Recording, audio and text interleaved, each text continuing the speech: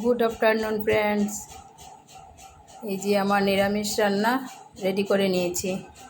আজকে কাঁচা মুগের ডাল বানিয়েছি। কালকে অনেক রিচ খাওয়া হয়েছে তো, তাই নিরামিষের মধ্যে অনেক সময় রিচ হয়ে যায়। এই যে কাঁঠাল তরকারি আছে না, আজকে কাঁঠাল তরকারি বেশি মশলা দিয়ে বানাইনি, মানে বানিয়েছি কিন্তু কোপ্তা করেছি। আমি কোপ্তা করে কাঁঠাল তরকারি বানিয়েছি। এইটা হয়েছে মুগের ডাল, কাঁচা মুগের ডাল। এটার মধ্যে ডাটা টাটা দিয়েছি, টমেটো দিয়েছি, দিয়ে পাঁচফোড়ন সম্বাস দিয়ে কাঁচা লঙ্কা দিয়ে করেছি। এটা হয়েছে মুগের ডাল, ঠিক আছে। আর এই যে ভাত করে নিয়েছি, সব রেডি, ওরাও বসে যাবে। আর এখানটায় সব ধরনের ভাজা বড়া আছে, যার যেটা ভালো লাগে। একদম তিতা করলা বড়া, কাঁচা কী বলে ভেন্ডি ভাজা, এই যে ভেন্ডি লম্বা লেডিস ফিঙ্গার। আর এই যে এটা হয়েছে কাঁচকলার বড়া, বুঝেছ? কাঁচকলার বড়া। কাঁচকলাটা তো এমনিতে খাওয়া ভালো, কিন্তু মানে ওরা তো খেতে চাইবে না, তার জন্য আমি এটাকে একটু পিঠালি দিয়ে বড়া করলাম। তাই করে একটুখানি যদি আকর্ষণ হয় তাহলে বাচ্চারা পাতে নেয়, তারপর খায়ও। তার জন্য একটু আকর্ষণ করে করতে হয়, নিরামিষ তো তাই। আর এটা তিতা করলা, এই যে তিতা করলার ভাজা। এটাও একটু ভাপিয়ে নিয়েছি, ভাপিয়ে সিদ্ধ করে তারপর এখানটায় ভাজা করে নিয়েছি। এটা মূলা বড়া, এই যে মূলা বড়া করেছি। অনেক ধরনের ভাজা বড়া আছে, বুঝেছ? ঠিক আছে। আর এখানটায় কাঁঠালের কোপ্তা করে, এই যে কাঁঠালের কোপ্তা করে, এই যে কোপ্তা করে এগুলো দিয়ে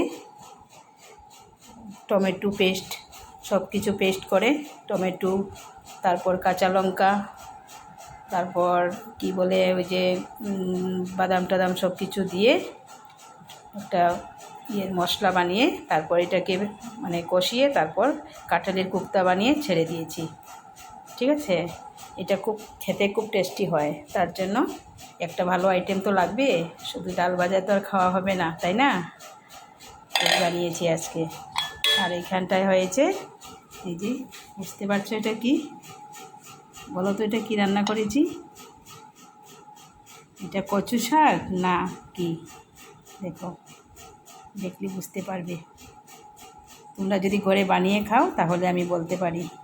বানিয়ে নিশ্চয়ই খেয়েছো, কিন্তু আমার মতো করে বানিয়ে খাবে, দেখবে খুব টেস্টি। নিরামিষে তো অনেক রকম আইটেম করতে হয়, তাই না?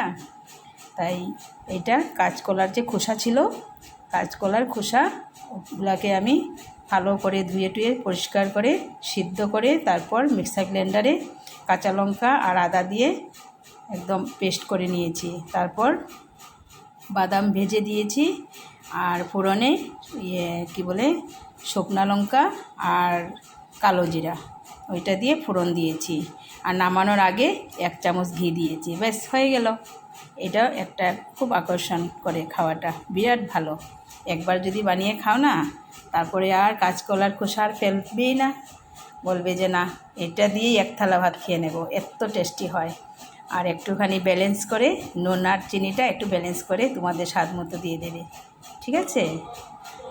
তাহলে রাখছি, বাই বাই।